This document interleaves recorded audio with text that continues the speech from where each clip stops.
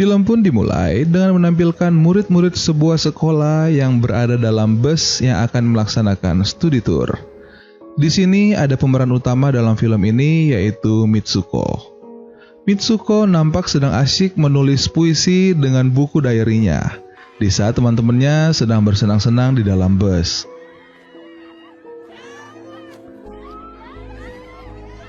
Kejadian yang sebenarnya dimulai saat ballpoint miliknya terjatuh dan saat Mitsuko mengambil ballpointnya, tiba-tiba ada angin misterius yang membelah badan bis hingga kelihatan setengahnya.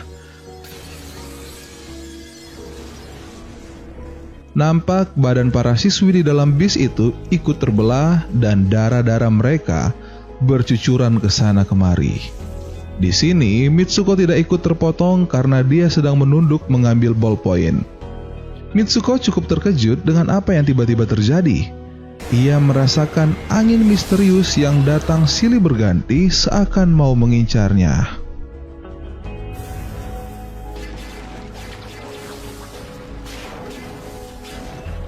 Mitsuko turun dari bis dan berlari untuk meminta pertolongan. Ia juga berusaha menghindar dari angin misterius yang telah membelah bis yang ia tumpangi. Ia pun harus masuk hutan hingga sampailah di sungai di mana banyak sekali mayat yang berserakan.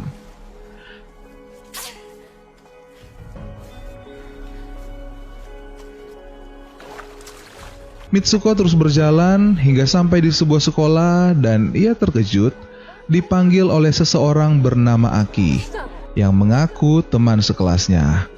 Mitsuko pun diajak masuk ke sekolah tersebut. Di sini Mitsuko sedikit bingung dan syok karena itu bukan sekolahnya. Tapi semua siswi dan guru di situ tahu namanya adalah Mitsuko.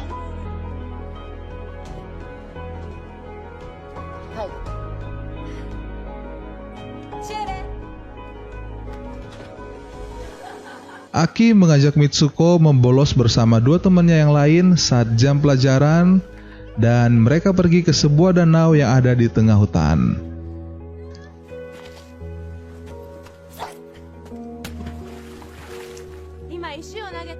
Saat kembali ke sekolah, cerita dari film ini mulai nampak seru ketika guru-guru di sekolah tersebut bertindak brutal dengan menembaki murid-muridnya.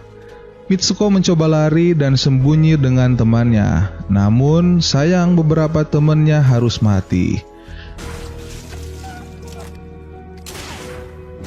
Mitsuko terus berlari di tengah gempuran guru-gurunya. Sampailah ia berada di sebuah kerumunan kota dengan raut muka ketakutan. Saat di kota, Mitsuko meminta bantuan pada polisi wanita. Namun anehnya Mitsuko malah dikenali oleh polisi tersebut sebagai Keiko yang katanya sih adalah teman sekolahnya ya. Polisi wanita tersebut terkejut dengan penampilan Keiko yang seharusnya ke gereja melangsungkan pernikahan kok malah ada di pos jaganya. Mitsuko bingung kenapa dia akan menikah.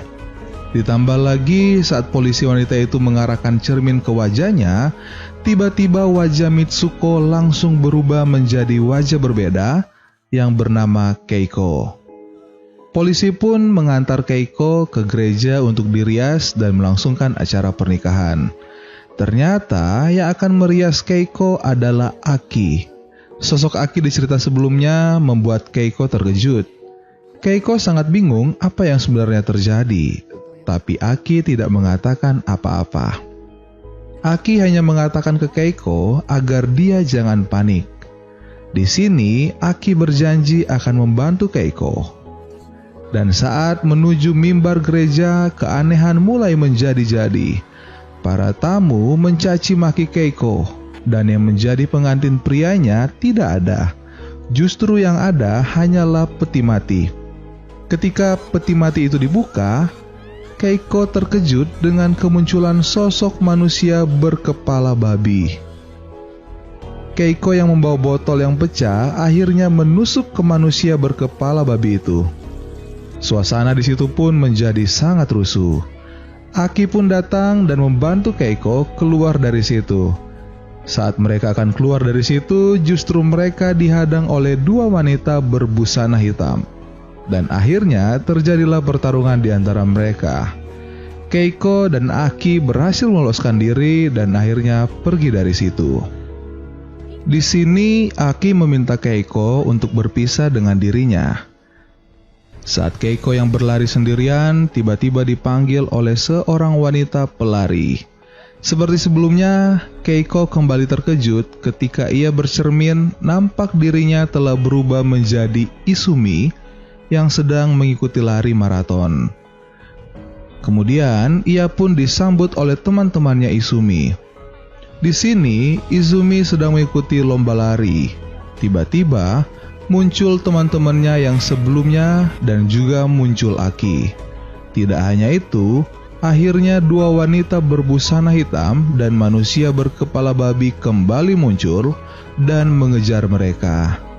Aki mengatakan ke Izumi agar berlari berpisah dari mereka. Izumi pun terus berlari sendiri hingga sampailah dia dalam gua. Izumi mulai bingung dan takut saat ia melihat banyak anak sekolah yang seperti zombie tidak bergerak. Lalu tiba-tiba ada satu anak yang akan membunuhnya. Sekali lagi, Aki datang menyelamatkannya dan mereka berdua pun lari dari situ. Aki menyuruh Izumi untuk menyebut namanya yakni Mitsuko.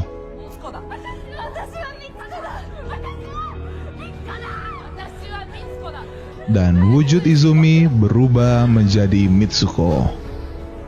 Aki menjelaskan kalau dunia itu adalah fiksi dan ada seseorang yang menjebak mereka sehingga berada di dunia ini. Dan yang hanya bisa menghentikannya hanyalah Mitsuko, karena Mitsuko adalah pemeran utama. Aki juga menyuruh Mitsuko untuk menarik kabel yang ada di kedua tangannya agar pintu keluar bisa terbuka. Dengan perasaan takut, Mitsuko menuruti perkataan Aki dan tubuh Aki terbelah menjadi dua. Jalan keluar pun terbuka. Mitsuko mengikuti jalan tersebut dan justru jalan itu malah terhubung ke sebuah dapur restoran. Saat Mitsuko keluar dari situ, nampaklah sebuah klub penggemar Mitsuko. Di situ ada sebuah poster yang bertuliskan, "Game legendaris telah kembali, tag." Muncullah seorang pria dan menghampiri Mitsuko seolah-olah ia dilupakan Mitsuko. Pria itu mengatakan ke Mitsuko kalau ini bukanlah dunia lama yang kau tinggali. Kemudian Mitsuko jatuh pingsan. Mitsuko tersadar dan ternyata dia berada di sebuah gua. Mitsuko berjalan keluar hingga berada di sebuah tempat di mana ada banyak patung manusia yang nampak sungguhan.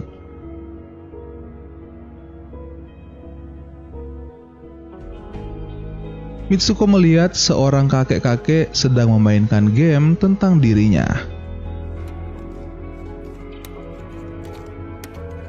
Kakek tua menjelaskan sesuatu pada Mitsuko kalau dia telah lama mati, tapi DNA-nya Mitsuko digunakan untuk percobaan sebuah game. Di sini Mitsuko melihat sosok dirinya dan beberapa karakter seperti Keiko, Izumi, dan temannya Aki di sebuah kaca. Di sini tiba-tiba muncul pria yang tadi dan mengajak Mitsuko enak-enak. Mitsuko menolak berhubungan intim dengan pria itu.